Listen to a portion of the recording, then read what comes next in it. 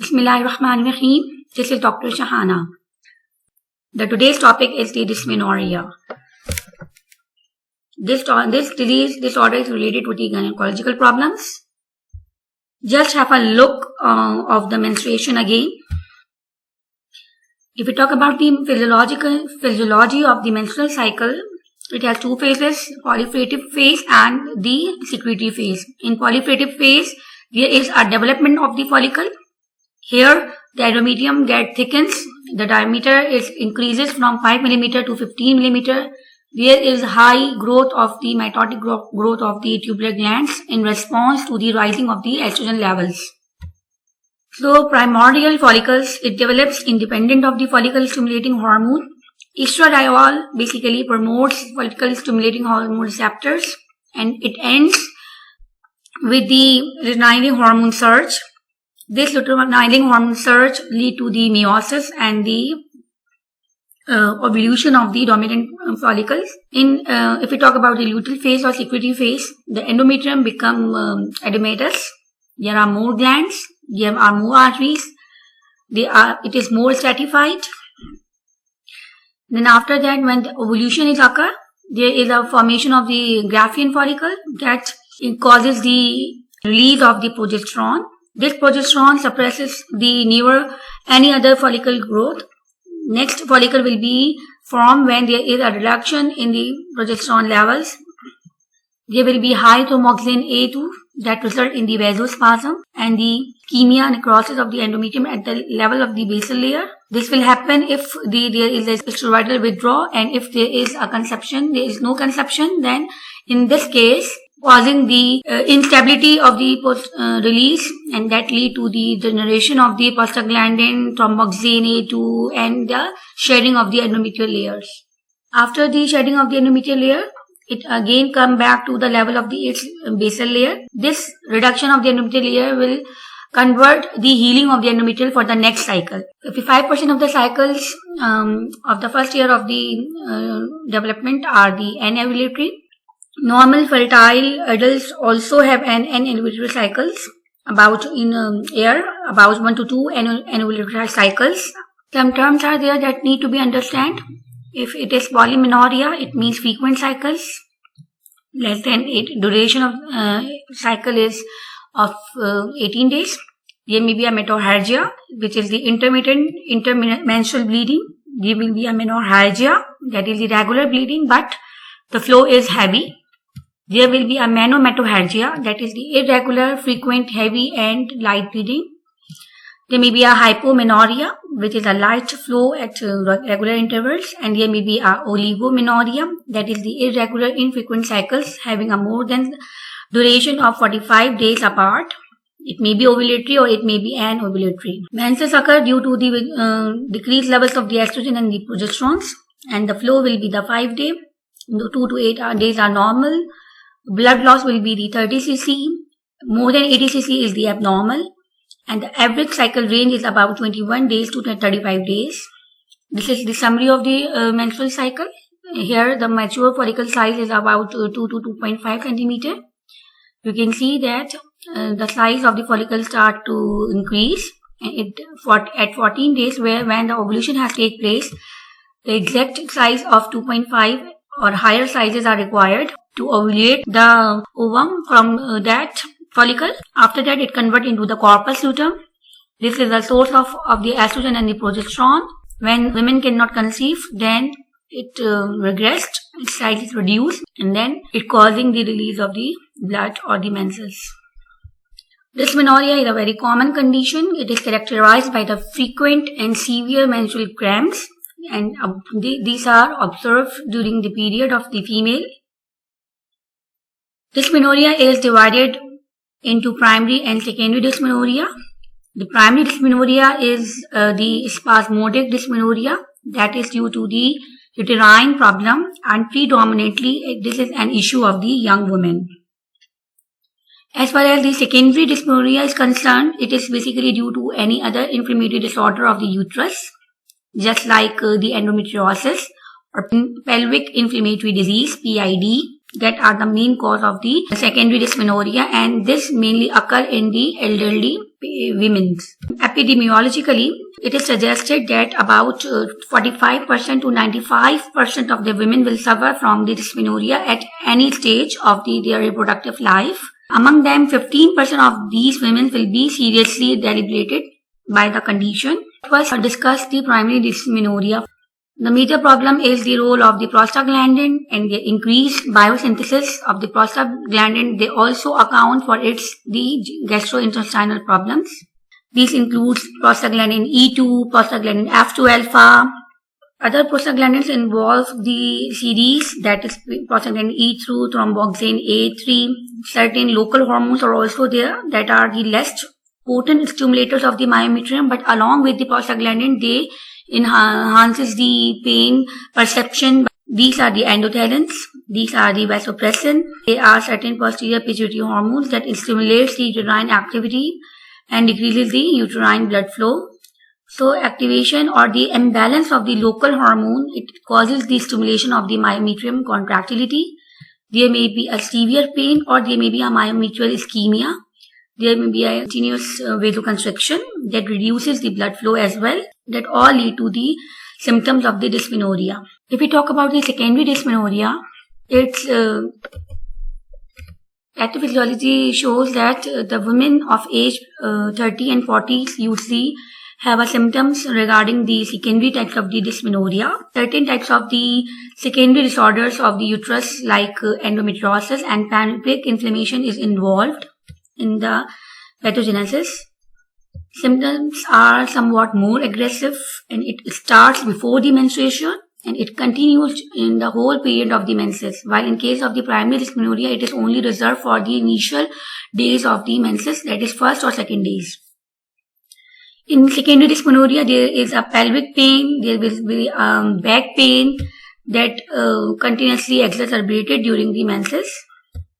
If we talk about the treatments, the most rational choice is the non-steroidal anti-inflammatory drug.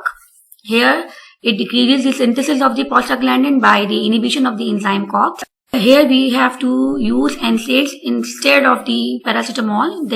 They are most effective in case of dysmenorrhea. The most commonly prescribed drug is the mefenamic acid.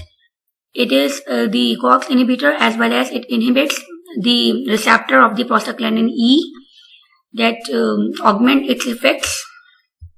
So it has a very good coverage and very effective when it is taken as a 500 mg tablets 3 times a day. Here we don't use the ibuprofen. The mechanism of ibuprofen and mefenamic is same, but the mefenamic is more preferred as compared to the ibuprofen. Both drugs cannot be given simultaneously as it will increase its GI side effects. One thing is that these preparations mostly suitable in about more than 30% of the women. तमाम women's में ये ज़्यादा effective नहीं है, लेकिन first choice में हमारे पास mefenamic acid. What are the side effects of the mefenamic acid? One must remember that it is basically prescribed during the menstruation or before the menstruation. After that, it has to be stopped.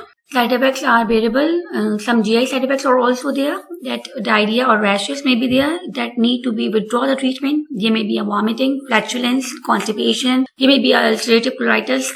There may be ulcerative stomatitis. Less common are the paresthesia, fatigue. Very rarely it may cause thrombocytopenia and hemolytic anemia and aplastic anemia and convulsions if it is overdosed. This is the case study. You can studied that initially the patient is come to the pharmacy with the prescription of the mefenamic acid and previously she was using the ibuprofen. So you should counsel the patient that you have to either stop the ibuprofen before starting the mefenamic acid. Other choices may be the leukotriene receptor antagonists like montelukast. They also can be used in such situations. However, these are not drug of choice in the secondary type of the dysmenorrhea. They are reserved for the primary dysmenorrhea. Leukotriene receptor antagonist, that is montelukast, is an antagonist at the cysteinyl leukotriene receptors, cysteinyl LT1 receptors, LTC4 receptor, LTD4 receptors. Mainly, it is an anti-asthmatic drug reserved for the asthma. Third line drug, used an adjunct for the inhaled corticosteroids along with the beta-2 agonist. What are the side effects? You must go through the side effects of Montelukast as well as these are some mild side effects. These side effects again include the GI side effects like stomach pain, diarrhea. There may be a fever or flu-like symptoms. There may be a pain in the ear. There may be a trouble hearing. There may be headache. There may be a symptoms of the cold that are due to the Montelukast. Running nose may be there may be a sinus pain, there may be a cough, there may be a sore throat, and the most problematic problem is regarding the Montelukast is that it increases the tendency of the upper respiratory tract infections, especially sore throat, cough, stomach, flu, ear infections. So apparently the drug is very safe, however, the patient is continually have an episode of the sore throat. Then we have the next choice is the combined oral contraceptive pills, that is UC. And about 50% of the primary dysmenorrheic patient will relieve from taking the COC drugs, but these drugs have several other types of side effects. It inhibits the ovulation, it prevents the increment in the luteal phase prostaglandin synthesis, it decreases the uterine contractility. There are several contraindications of the COC, that is high blood pressure, obesity, if there is a history of the venous thromboembolism. Another treatment option may be prostrogenic preparations, that is the progesterone only pills like norethinosterone 5 mg 3 times daily from 5 to 24 days. So either it is a progesteronic preparation along with the estradiol preparation, or it may be a progesterone only pills. Certain other antispasmodic like hyoscine, butyrbromide and propenthyline bromide atropine can be prescribed for the treatment of the dysmenorrhea. However, they don't have a good oral bioavailability, so their use is not so much recommended. Atropine is not a drug of choice because it doesn't have effect on the human uterus. So if we summarize it, the treatment option of the dysmenorrhea with respect to its side effects, so NSAIDs are the first choice, and then we have the combined oral contraceptives, and then we have progesterone only preparations. The side effects of the NSAIDs are mostly GI related, hypersensitivity may occur. All NSAIDs may adversely affect the renal function and they may provoke the acute renal failure along with the GI problems. Then combined oral contraceptive pills. Here we have to use the low dose of the ultra low dose preparations, like it contains 20 micrograms ethinyl estradiol. An alternative to the oral preparation is the low-dose transdermal combined contraceptives, which releases 20 microgram of the ethinyl estradiol and 150 microgram of the noriglycerol active metabolite of which is the third generation progestin, norgestimate. Too much side effects are there, that is the increased risk of the thromboembolism. This is due to the decreasing in the circulating levels of the antithrombin 3. This antithrombin 3, while increasing the serum levels of some clotting factors, so it also have interaction with the heparin as it decreases the circulating levels of the antithrombin 3. The risk may increase with the age and the smoking. Progesterone only preparations, they mainly responsible for the disturbance in the menstrual cycle. There may be a breakthrough bleeding. Other adverse effects are also related to the types of the hormone is used. For example, if it is norethinosterone, which is a first generation progesterone, it has a high affinity with the steroid receptors and other progesterones, and so they possess estrogenic effects and anti-estrogenic activity.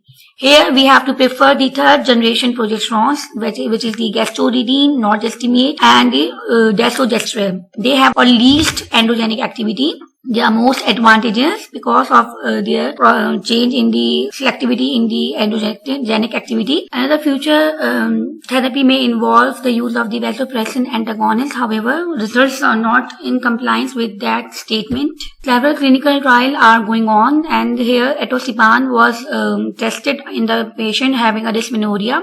Their results does not support that the contention of the vasopressin is involved in the etiology of the dysmenorrhea. The exact role has to be ruled out, that what are the reasons of the dysmenorrhea and the vasopressin. If we talk about the treatment of the secondary dysmenorrhea, the underlying cause need to be ruled out for the appropriate therapeutic outcome. Most common reason of the secondary dysmenorrhea is the pelvic inflammatory disease. The exact cause is need to be determined, that what causative organisms are responsible for the pelvic inflammatory disease. This involves the chlamydia trachomatomatosis and the Neisseria gonorrhea. In addition, any procedure that may compromise the mucous barrier of the cervix, for example, insertion of the intrauterine device without care, may increase the risk of the pelvic inflammatory disorder. If the patient is suffering from the endometriosis, then certain types of the treatments should be followed. That will be discussed in the slide of the endometriosis. Mostly it is the treatment is a surgical treatment like hysterectomy. There are some non-pharmacological treatments of the dysmenorrhea that involve the high-frequency transcutaneous nerve stimulation and the acupuncture. It also involves the nerve ablation and the presacral neurotomy. Dietary therapies may helpful for the reduction in the symptoms of the dysmenorrhea, like vitamin B supplement and the mineral supplementations. This is all about the dysmenorrhea. Thank you.